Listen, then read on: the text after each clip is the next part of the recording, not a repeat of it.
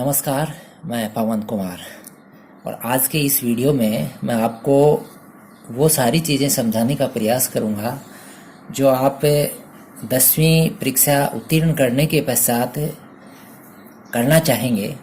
यानी कौन से फील्ड में आप पढ़ाई करना चाहेंगे, गवर्नमेंट के कौन कौन से जॉब हैं जिनकी आप इच्छा रखते हैं जो 10वीं के पश्चात मिलते हैं। तो मैं सभी की इस वीडियो में चर्चा करूंगा। आप अधिक से अधिक स्टूडेंट्स तक इसको शेयर करना, पसंद आए तो लाइक करना, और आपकी अन्य किसी फील्ड की अगर मांग है तो आप कमेंट बॉक्स में डालना। मैं उसके लिए भी वीडियो तैयार करके आप तक जरूर भेजूंगा। आने वाले समय में 12th पास करने के पश्चात कौन कौन से क्षेत्र होते हैं उनके लिए भी वीडियो बना के आप तक पहुंचाऊंगा। तो चलिए बात करते हैं। आफ्टर 10th है, आप 10वीं के पश्चात जो कौन कौन से क्षेत्रों में पढ़ाई करेंगे। तो देखो, एक तो है आपकी स्कूल एजुकेशन। स्कूल एजुकेशन जो है वो आपके 10वीं के बाद में आप 12वीं करना चाहोगे। 2 साल 11वीं 12वीं की जो पढ़ाई है उसके लिए जो आप सिलेबस सब्जेक्ट जो दिमाग में रखते हैं उनमें सबसे पहला तो है आपके साइंस। साइंस में बहुत सारे स्टूडेंट की रुचि रहती है कि इससे जल्दी से जल्दी जॉब आपको मिलेंगे, लेकिन आपकी रुचि है तभी आप साइंस रख पाओगे। साइंस में वापस 2 स्ट्रीम आती हैं, एक तो बायो ग्रुप है और एक आपके मैथ्स ग्रुप। तो बायो ग्रुप में आपके मेडिकल लाइन जिसमें डॉक्टर है, कंपाउंडर है, नर्सेज है, ये जो लाइन है वो बायो की लाइन है। इसमें जो विषय रहते हैं आपके बायोलॉजी, उसके अलावा केमिस्ट्री, उसके अलावा फिजिक्स, ये मुख्य सब्जेक्ट रहते हैं। और मैथ्स के अंदर आपके मैथ्स रहेगा, उसके अलावा केमिस्ट्री रहेगा, उसके अलावा फिजिक्स रहेगा, ये विषय रहते हैं। तो इसके साथ साथ कुछ एक विषय और रहते हैं जो भी बहुत सारे विद्यालयों में साइंस स्ट्रीम में ही आपको उपलब्ध होते हैं। एक तो आपके लाइब्रेरी साइंस रहता है, इसके अलावा एक आता है जियोलॉजी, ये आता है भूगर्भ विज्ञान। इसको भी बहुत सारे विद्यालयों में साइंस स्ट्रीम के साथ मान्यता मिली हुई है। सरकारी विद्यालयों में कम मिलता है, प्राइवेट विद्यालयों में मिल जाएगा। लाइब्रेरी साइंस है, ये पुस्तकालय से संबंधित जो पढ़ाई है वो इसमें आती है। मैथ्स के बाद में आप इंजीनियरिंग के लाइन में जाते हो तो ये 12वीं तक की जो मैथ की पढ़ाई है उसके अंदर ये आपके मैथ, केमिस्ट्री और फिजिक्स की पढ़ाई रहेगी। और बायो अगर आप लेते हैं तो इसमें बायोलॉजी, केमिस्ट्री और फिजिक्स ये आप पढ़ते हैं। इसके बाद में सबसे बड़ा जो सेक्टर है वो है आपके आर्ट्स। सबसे ज्यादा स्टूडेंट इसी में जाते हैं। आर्ट्स के अंदर बहुत सारे विषय हैं। आर्ट्स के अंदर मुख्य तो चलने वालों में हिस्ट्री है, उसके अलावा पॉलिटिकल साइंस है, उसके अलावा जियोग्राफी है, भूगोल। हिस्ट्री तो इतिहास हो गया, आपके पॉलिटिकल साइंस राजनीति विज्ञान, जियोग्राफी है। फिर आपके हिंदी साहित्य, देखो एक तो हिंदी अनिवार्य चलता है, एक साहित्य। उसके अलावा इंग्लिश है, आपके इंग्लिश लिटरेचर चलती है। फिर सोशियोलॉजी आती है, फिर पब्लिक एड आता है, पब्लिक एड, ठीक है। ये आपके राजनीतिक से जुड़ा ही विषय है। बहुत सारे विद्यालयों में आपको पब्लिक एड मिलता है, प्राइवेट में तो बहुत ज्यादा में पब्लिक एड मिल जाता है। उसके अलावा आपके जियोलॉजी भी चलता है। जियोलॉजी साइंस स्ट्रीम में भी चलता है और आर्ट्स स्ट्रीम में भी चलता है। जियोलॉजी यानी इसको हम भूगर्भ विज्ञान के नाम से जाने। ज्योग्राफी से थोड़ा सा एडवांस विषय है ये। मैथ्स भी चलता है आर्ट्स में, ध्यान देना, मैथ्स साइंस में भी है और आर्ट्स में भी है। इसके अलावा साइकोलॉजी चलता है, मनोविज्ञान, साइकोलॉजी। आपके संस्कृत है, उर्दू है, आपके राजस्थानी है, सिंधी है, पंजाबी है। ये सभी विषय जो हैं आर्ट्स स्ट्रीम में। बहुत सारे दूसरे विषय भी आते हैं। बहुत सारे विद्यालयों में, प्राइवेट विद्यालयों में, बहुत सरकारी विद्यालयों में चित्रकला भी चलता है, ठीक है ना।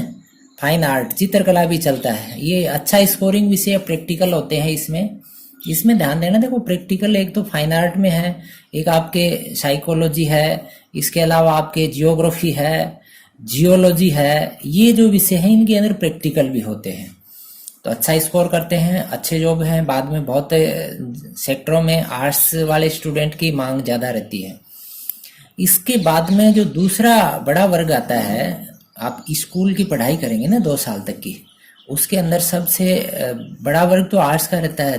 फिर दूसरे नंबर पे साइंस में जाते हैं, तीसरे नंबर पे जो स्टूडेंट जाते हैं कॉमर्स में, ठीक है। कॉमर्स के अंदर आजकल बहुत इसकी मांग बढ़ी है, बाजार जो जो बढ़ेगा तब कॉमर्स के स्टूडेंट्स की मांग बढ़ेगी। ग्रामीण परिवेश के लड़के कॉमर्स में जाने की इच्छा कम रखते हैं, क्योंकि इनको इस सेक्टर के जो जॉब्स हैं वो आमतौर पे दिखाई नहीं देते हैं। शहरी क्षेत्र के स्टूडेंट्स जो है कॉमर्स में ज़्यादा जाते हैं। इसके अंदर जो पढ़ाई करते हैं उनमें एक तो आता है अकाउंटेंसी, ठीक है ना, जो आप 11वीं में पढ़ेंगे तो आप अभी से दिमाग में बैठा लें। इसमें एक तो अकाउंटेंसी की पढ़ाई आएगी, एक आपके बिजनेस स्टडी चलती है, बिजनेस स्टडी, इकोनॉमिक्स आती है। ध्यान देना, इकोनॉमिक्स जो विषय है आर्ट्स में भी चलता है, इकोनॉमिक्स विषय जो है आर्ट्स में भी आता है। इकोनॉमिक्स कॉमर्स में भी है, इकोनॉमिक आर्ट्स में भी है। तो ये आप कॉमर्स में पढ़ाई करेंगे। इसके अलावा जो आजकल सबसे बड़ा जो वर्ग उभर के आया है वो है एग्रीकल्चर का, ठीक है। एग्रीकल्चर की मांग जो है आने वाले समय में बहुत ज़्यादा बढ़ेगी, और इसके लिए सरकारों ने बहुत प्रोत्साहन योजनाएं स्कूल लेवल पे भी प्रारंभ की है, जिसके अंदर स्कॉलरशिप है। प्रत्येक लड़कियों को तो सभी को स्कॉलरशिप दी जाती है। जो 11वीं 12वीं में लड़कियां एग्रीकल्चर लेंगी सभी को स्कॉलरशिप देते हैं, किसी भी कैटेगरी की हो। तो एग्रीकल्चर में जो आप पढ़ाई करेंगे इसमें एक तो आपके एग्रीकल्चर आता है विषय, ठीक है ना। इसके अलावा एक आती है एग्रीकल्चर बायोलॉजी। देखो उधर जो बायोलॉजी आती है ना आपके बायो, ये अप्लाइड बायोलॉजी है, ये आपके एग्रीकल्चर। इसके अलावा एग्रीकल्चर केमिस्ट्री, ठीक है, ये आप एग्रीकल्चर में पढ़ेंगे। एग्रीकल्चर के सरकारी विद्यालय भी है, प्राइवेट भी, दोनों तरह के विद्यालय हैं। तो ये तो आपकी साइंस, आर्ट्स, कॉमर्स और एग्रीकल्चर, ये आप स्कूल की पढ़ाई के लिए ये आपके पास विषय उपलब्ध रहेंगे 10th करने के बाद में। अब आप टेक्निकल कोर्स करेंगे, उनके लिए आपके पास एक स्ट्रीम रहती है ITI।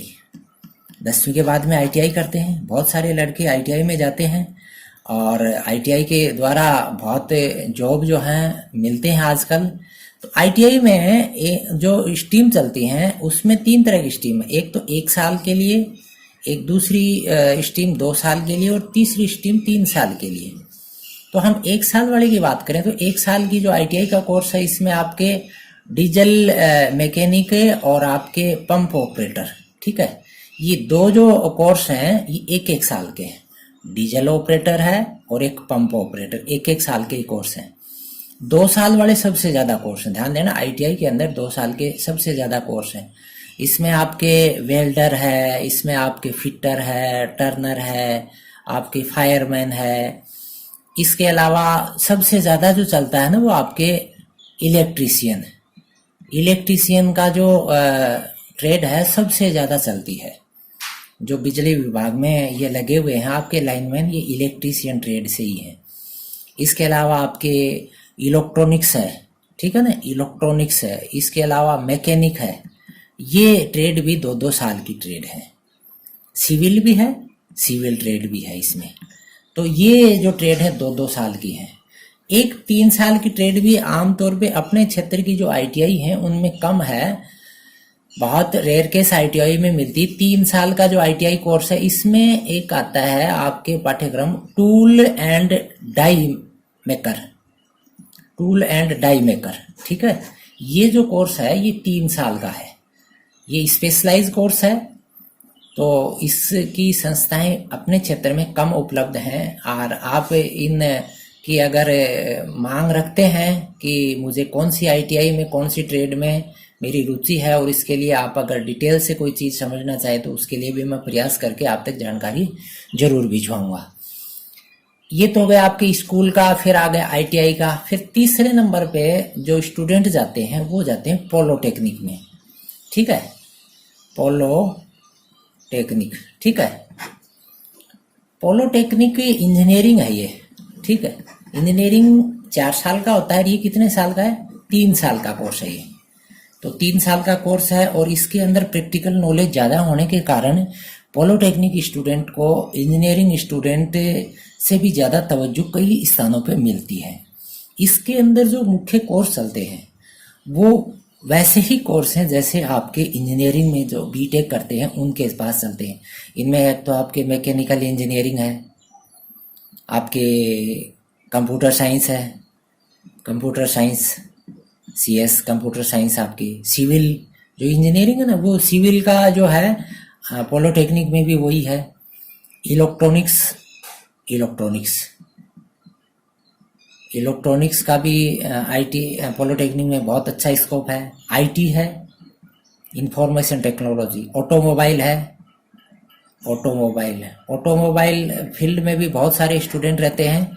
ये ऑटोमोबाइल के स्टूडेंट कहाँ जाते हैं, आपके जो ये वाहन निर्माण की जो फैक्ट्रियां हैं, चाहे आपके मोटरसाइकिल है, चाहे वो आपके कार है, बस है, जीप है, ट्रक है, इन सभी की जो फैक्ट्रियों में ऑटोमोबाइल स्टूडेंट की मांग है।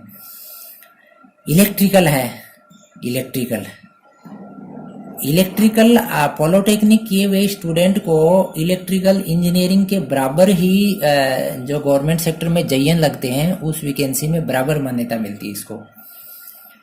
इसके अलावा जो अप्लाइड कोर्स हैं, आजकल बहुत से ऐसे कोर्स चलने लगे जिसके ऊपर रुझान ज़्यादा है, जिसमें एक तो बायोटेक है, बायोटेक के ऊपर बहुत सारे स्टूडेंट जाने लगे। आपके माइनिंग है, माइनिंग में भी बहुत सारे स्टूडेंट जा रहे हैं आजकल। पेट्रोलियम इंजीनियरिंग है, पेट्रोलियम रबड़ है आपके टेक्नोलॉजी, रबड़ टेक्नोलॉजी, उसके अलावा प्लास्टिक टेक्नोलॉजी, इनमें भी बहुत सारे स्टूडेंट जाते हैं। एग्रीकल्चर है, एग्रीकल्चर पॉलिटेक्निक भी कोर्स है। आर्किटेक्चर का भी है, ठीक है, आर्किटेक्चर के अंदर बहुत सारे स्टूडेंट हैं। तो ये जो कोर्स हैं आपके पॉलिटेक्निक इंजीनियरिंग के, ये डिप्लोमा कोर्स है और 3 साल का कोर्स है। 10वीं के बाद में सीधा एडमिशन होता है। इसके अंदर एडमिशन के लिए एक स्ट्रीम और है। अगर आप साइंस से 12th करके पॉलिटेक्निक में आते हो तो आपको 1 साल की छूट मिल जाती है, यानी 2 साल का ही करना होगा। अगर आप ITI करके पॉलिटेक्निक में आते हो तो 1 साल की छूट मिल जाती है। लेकिन अगर आप 2 साल साइंस में जाओगे फिर आप पॉलिटेक्निक करोगे तो आपके लिए 4 साल हो जाएंगे। ITI करके आओगे तो भी 4 साल हो जाएंगे। इधर सीधे ही 3 साल में पॉलिटेक्निक हो रहा है, तो आप ये भी कर सकते हैं, अच्छा है। तो आप देखो ये स्कूल लेवल जैसा ही है, ये स्कूलिंग है, ये आपके कॉलेज बोल देते हैं इनको, है ना। जैसे पॉलिटेक्निक कॉलेज है, ITI कॉलेज है, तो आप इनमें से चूज करें जो भी आपको अच्छा लगता है। आप अपने परिवार से डिस्कस करें, अपने रिश्तेदारों से डिस्कस करें, अपने गुरुजनों से डिस्कस करें, और मेरे पास भी आप कमेंट बॉक्स में डाल दें। मैं आपको हर तरह के सजेशन जो है उपलब्ध कराने का प्रयास करूँगा। इसके अलावा जो अप्लाइड प्रोग्राम है जिनके ऊपर बहुत कम ध्यान जाता है आजकल, वो हम अगर इसी समय कर लेंगे ना तो हमको जॉब की गारंटी हो जाती है। पैरामेडिकल जो प्रोग्राम है, पैरामेडिकल, ठीक है, ये पैरामेडिकल जैसे एक तो अपन बायो के अंदर पढ़ते हैं, बायो के अंदर जैसे कि आपके डॉक्टर बनना है, कंपाउंडर, नर्स, ये सब। पैरामेडिकल के अंदर क्या होते हैं, ये होते हैं इनके supporting staff. Doctor, nurse, compounder का सपोर्टिंग स्टाफ होता है। ये कोर्सेज हैं 10वीं के बाद में, इनमें बहुत सारे कोर्स हैं। इनमें एक तो अच्छा कोर्स है आपके diploma in medical lab technician, DMLT, 10वीं के बाद में है। Medical lab technician, diploma in medical lab technician है ये।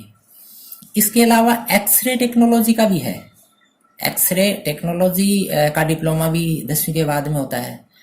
उसके अलावा बहुत अच्छे कोर्स हैं जिनकी सरकारी सेक्टर में बहुत बार आपके नगर पालिकाओं में वैकेंसियां निकलती हैं। आपके आते हैं हेल्थ इंस्पेक्टर, इसके लिए कोर्स होता है। ये कोर्स भी आपके क्या होता है, 10वीं के बाद में ही इसके अंदर सीधा एडमिशन होता है। इसके अलावा सैनिटरी इंस्पेक्टर होते हैं। सैनिटरी इंस्पेक्टर का जो कोर्स है ये भी क्या होता है, पैरामेडिकल श्रेणी में आता है, और 10वीं के बाद में इसके अंदर सीधा एडमिशन होता है। तो आप इन सभी में एडमिशन ले सकते हैं। इनकी गवर्नमेंट सेक्टर के अंदर बहुत कम कॉलेज हैं, ध्यान देना, पैरामेडिकल की गवर्नमेंट सेक्टर के अंदर बहुत कम कॉलेजें हैं। ये ज़्यादातर कॉलेजें प्राइवेट सेक्टर में हैं। तो आप सजेस्ट अपने दाएं बाएं के मित्रों से होके रहें और उनसे ये पूरा पता कर लें कि कौन सा कोर्स जो है कितना महंगा, कौन सी यूनिवर्सिटी मान्य है या नहीं है। पॉलिटेक्निक की बात करें तो इनके अंदर भी गवर्नमेंट की कॉलेज कम है, प्राइवेट की ज़्यादा है। इसके अलावा ये तो देखो हो गए आपके कोर्सेज, सारे कोर्सेज आगे, ठीक है, जो पढ़ना चाहेंगे आप रेगुलर। बहुत सारे कोर्स ऐसे हैं जो आपके शॉर्ट टर्म कोर्स बोल रहे हैं जिनको, है ना, शॉर्ट टर्म, ठीक है, शॉर्ट टर्म। कुछ समय में ही उनका पाठ्यक्रम पूरा हो जाता है, घर बैठे ही कर लेते हैं। उनके लिए आपको लंबी चौड़ी भाग दौड़ करने की आवश्यकता नहीं है। ये आजकल बहुत इनकी मांग बढ़ी है प्राइवेट सेक्टर में। इनके अंदर कंप्यूटर के कोर्स आते हैं, जैसे आपके टेली है, टेली का बहुत मांग होती है। इसके एनिमेशन आजकल खूब चलता है। एनिमेशन के अंदर जो कोर्स होते हैं, उसके अलावा वेब डिजाइनिंग है, वेब डिजाइनिंग है, ठीक है। वेब डिजाइनिंग के अंदर भी आप अच्छे जो संस्थाएं हैं उनके अंदर कोर्स करके आए हैं। उसके साइबर सिक्योरिटी के कोर्स भी आप कर सकते हैं, क्योंकि इन सब में क्या होता है, जो क्वालिफिकेशन ये मांगते हैं इस कोर्स की एंट्री के लिए, वो 10th ही मांगते हैं। तो आप 10th है, 10th होने के बाद में आप इन कोर्स को देखो, आपके पास क्या है, जानकारी है, आप बहुत सारी साइबर की बातें, वेब डिजाइनिंग की आप जानते हैं, एनिमेशन की चीजें जानते हैं।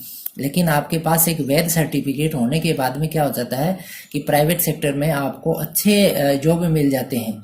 ये सारे जो डिप्लोमा के बाद में जो जॉब मिलते हैं, उनसे बेहतर पैकेज के जॉब इसमें मिल जाते हैं। इसके अलावा आजकल राज्य सरकार, राजस्थान सरकार ने एक RSCIT भी कोर्स चालू कर रखा है। ये सभी तरह की सरकारी वैकेंसियों में आजकल इसको कंपलसरी कर दिया। ध्यान देना, सभी तरह की सरकारी जो वैकेंसियां हैं उनके अंदर RSCIT कंपलसरी है ये।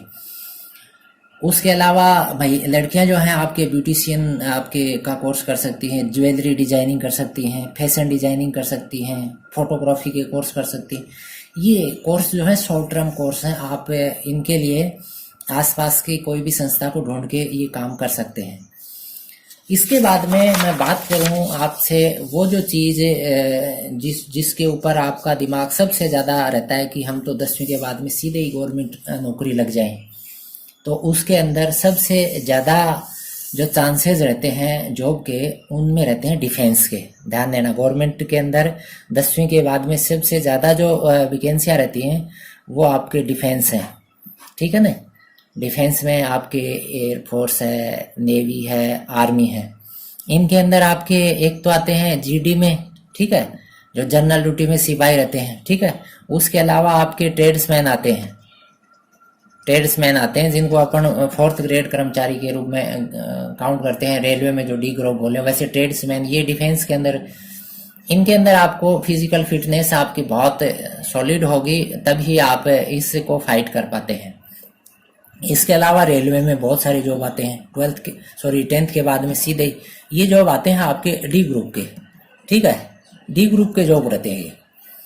आपने देखा होगा जैसे फाटक के ऊपर जो फाटक बंद करने वाले, खोलने वाले होते हैं, लाइनों को घूम घूम के चेक करने वाले जो होते हैं एक निश्चित क्षेत्रों में, वो D ग्रुप के जॉब रहते हैं। वहाँ जो गाड़ियाँ रनिंग होती हैं या उनकी कंपाइलिंग होती है, उन सभी जगह काम करने वाले D ग्रुप के कर्मचारी होते हैं। तो ये डायरेक्ट 10वीं पास की भर्तियां हैं। SSC जो होता है कर्मचारी चयन आयोग, ठीक है ना, स्टाफ सिलेक्शन कमीशन, कर्मचारी चयन आयोग, इसका दिल्ली में ऑफिस है। ये ऑल इंडिया लेवल की जो नौकरियां हैं वो उनकी विज्ञप्ति जारी करता है, उनके इंटरव्यू लेता है। तो ये SSC के थ्रू भी बहुत सारी परीक्षाएं होती हैं। इनमें सबसे अच्छी परीक्षा MTS की, मल्टी टास्किंग स्टाफ, सभी चीजों में कुशल ये मानते हैं। MTS ये नया शब्द आया पिछले कुछ एक दिन से। तो MTS की जो वैकेंसियां हैं वो आपके 10वीं के बेस पे होती हैं। इनके अंदर आपको मैथ्स है, रीजनिंग है, ये चीजें आपको बहुत सॉलिड करनी होंगी, ठीक है। GK, मैथ, रीजनिंग, ये 3 चीजें आप सॉलिड कर लें, MTS को फाइट कर जाएंगे आप, ठीक है। बैंकिंग के अंदर भी यह MTS ही आ गया। ये बैंकिंग के अंदर MTS की अलग से एग्जाम होती है। उसके अलावा इनके अंदर 4th क्लास होते हैं, वो जो है वो भी आपके इसी 10वीं पास के बाद में वैकेंसी आती है। इसके अलावा हम स्टेट गवर्नमेंट के जो जॉब की बात करें, तो स्टेट गवर्नमेंट में आपके पुलिस है। पुलिस जो होती है, पुलिस के अंदर जो सिपाही होते हैं आपके, कांस्टेबल बोलें तो वो कांस्टेबल का जॉब जो है 10वीं बेस, यानी कांस्टेबल की विज्ञप्ति के अंदर 10वीं पास को ही लिया जाता है। और इसी पुलिस के अंदर RSC एक अलग से भाग होता है, उसके अंदर 8वीं के पास को ही लिया जाता है। लेकिन इसके लिए आपको बहुत ज़्यादा मेहनत, जिसके अंदर आप जनरल नॉलेज और आप की मैथ्स, रीजनिंग बहुत सॉलिड होनी चाहिए। और आपके लिए मैं कोशिश करूंगा कि आने वाले समय में इनकी क्लासें प्रारंभ करें, तो आप हमारे चैनल को सब्सक्राइब कर लें। मैं आपको इनका एक विधिवत पाठ्यक्रम भी प्रारंभ करने का प्रयास कर रहा हूं, राजस्थान पुलिस कांस्टेबल का। इसके अलावा जो फॉरेस्ट गार्ड होते हैं, आपके वन विभाग के अंदर आपके गार्ड होते हैं, जो फॉरेस्ट गार्ड बोलते हैं, वो जो भी आपके 10वीं के बाद में होता है। उसके अलावा जेल पुलिस के जो सिपाही होते हैं, इनको आप जेल प्रहरी बोलते हैं, ठीक है ना। जेल पुलिस के सिपाही होते हैं, वो 10वीं पास जॉब है। ये तो आपके परमानेंट जॉब की कैटेगरी है। इसके अलावा 10वीं पास के अंदर जो सामान्य गांव में देखने को आती हैं, उनमें आप क्या आते हैं, आंगनबाड़ी की जो आशा वर्कर आती हैं। आशा आंगनबाड़ियों में जो मेडिकल से जुड़ी हुई आशा वर्कर होती हैं, वो भी वैकेंसी क्या है, 10वीं पास की है, और उनके लिए भी मानते हैं कि ये भविष्य में कभी परमानेंट जॉब पे हो जाएंगी। इसके अलावा आप कहोगे कि सर ये आप हमारे लिए सजेशन दे रहे हो, बेहतर नहीं है, लेकिन मैं तो कहूँगा जब भी फ्री हो आप ये भी कर लें। मैट जो होते हैं नरेगा के अंदर, नरेगा के मैट, इनके लिए भी क्या है, योग्यता 10वीं पास है। 10वीं पास वाला ही नरेगा मैट के लिए आवेदन करेगा। तो ये कुछ एक जॉब थे जो 10वीं के बाद में डायरेक्ट आप लग जाओगे। आप कोशिश करो कि पहले हम कम से कम 2 या 3 साल की नियमित पढ़ाई करने के बाद में आगामी जो आपको लाइन मिलती है उसके अंदर जाओ, या अगर आप डायरेक्ट कोई ऐसा तकनीकी कोर्स करना चाहते हैं तो वो कोर्स करके आप अच्छा जॉब प्राप्त करें। वीडियो पसंद आया है तो लाइक करें, ज़्यादा से ज़्यादा साथियों तक इसको शेयर करें, और चैनल को सब्सक्राइब कर लें। आगामी समय में हम ऐसे ही वीडियो आप तक पहुंचाने का प्रयास करेंगे। धन्यवाद। जय हिंद।